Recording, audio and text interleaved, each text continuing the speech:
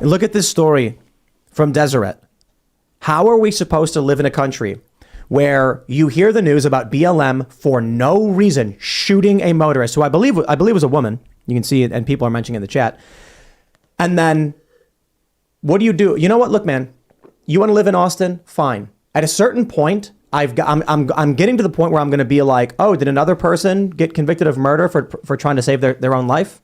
No sympathy. Yeah. I'm sorry, dudes. Look, I'm not going to say it's not. I'm not going to say it's easy for a lot of people to get out of cities. Very, very hard. Very, very difficult. But I'm just at the point where I'm like, I mean, it's 3 years on. 3 years since the summer of love.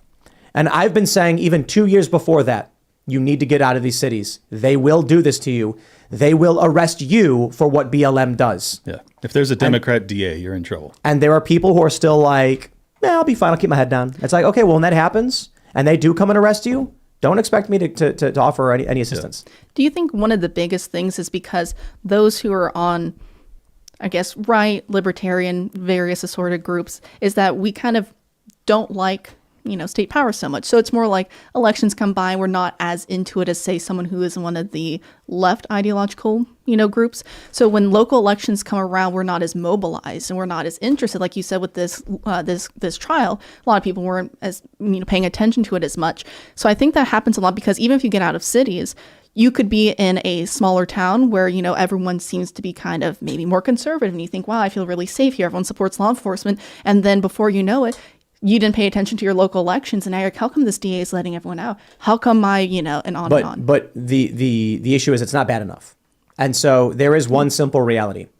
If you are holding on to a skillet and it burns your hand, you will let go.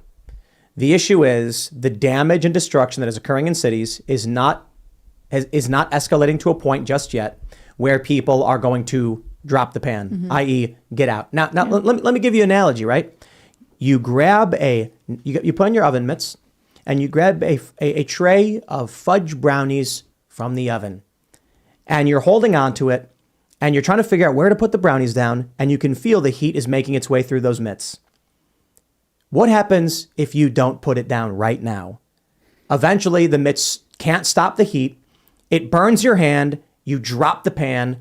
Maybe it's Pyrex, it shatters on the ground and now there's a disaster zone. Right. When instead you could have been like, okay, I got to just set this down anywhere I can set it down. It's getting too hot. What's happening right now is we're at that point. People are still in these cities and we can feel the heat, but they're going, look, the heat that I'm feeling, the pressure that I'm feeling in the city does not reach a level where I'm willing to experience hardship to get out. Yeah. And I mean it, hardship. I'm not saying it's easy. It might be the most difficult thing you have ever done.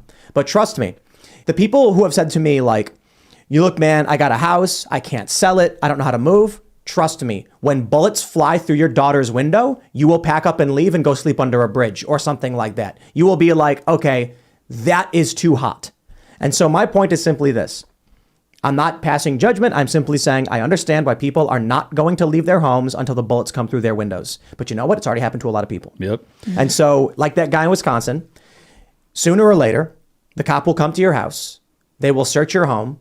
They will charge you with whatever they want because you pissed off some BLM activist group because they know who you are. You watch this show. And then you're going to be like, it's too late now.